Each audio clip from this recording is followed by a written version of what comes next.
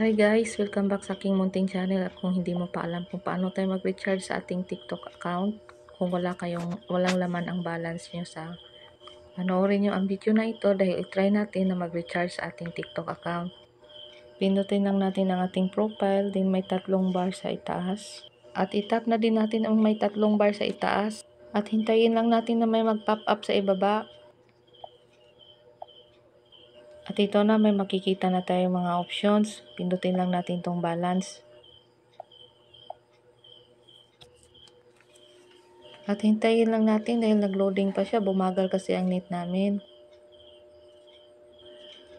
At ito na, makikita natin yung coins ko ay 0 pa lang. At itong panibago kong account ay hindi pa ito nakatry na recharge. At itap lang natin tong get para ma-open na natin yung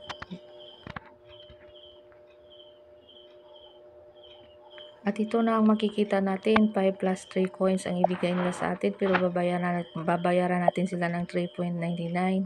At kung ready na kayo, ay pindutin ang get para makabili na tayo at i-type natin nito ang at dahil hindi pa tayo nakapag-link ng ating GCash account, i-add GCash muna natin dito.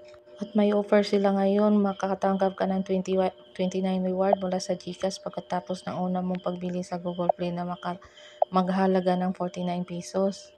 At baka nagtaka kayo kung bakit naka-black screen siya, ganyan lang po talaga nag-loading siya habang nag-open siya ng ating GCash account.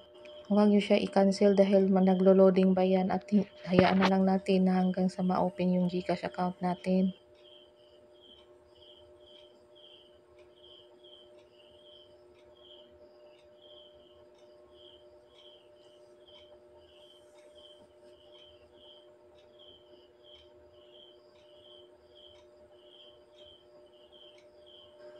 At dito na nga na-open na natin ang ating GCash account at i-type na natin ang ating PIN dito.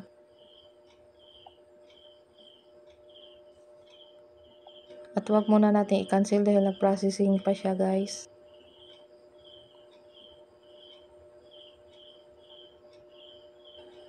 Pagkatapos nating ma-type ang ating PIN ay may auto-debit na authorization na lumabas dito.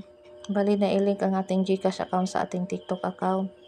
Pero i-check ko pa rin ito kung na-link pa automatic ang ating GCash account pagkatapos magbayad natin. Dahil ito ang bago kong account na tutorial ay bago pa lang, first time pa lang ito nakapag-recharge ng coins. At lagyan lang natin ng check yung nasa box at pindutin lang natin yung authorize.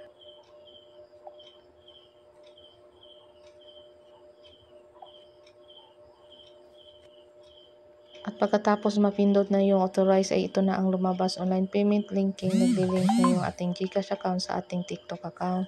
At nagsisend sila ng code para makapag-next na tayo dito sa ating GCash, makapagbayad tayo. I-check nyo sa inbox nyo, sa message inbox yung code dahil doon siya ma-receive. At nag-online successful payment nga po siya guys.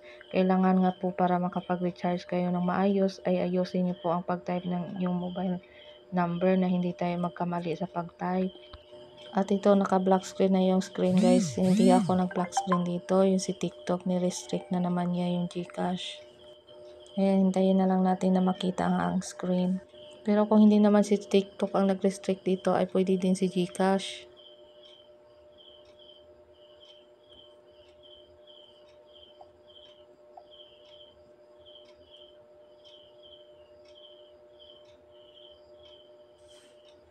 At ito na makikita natin na na-link na natin ating GCash at pina-review lang sa atin ni TikTok at ni GCash. At kung na-check na at kung tama ang GCash number natin na i-link dito ay pindutin na natin tong buy. At hintayin lang natin na maging successful ang ating pagbayad. At ito na nga po pala, makikita natin na purchase success na nga po.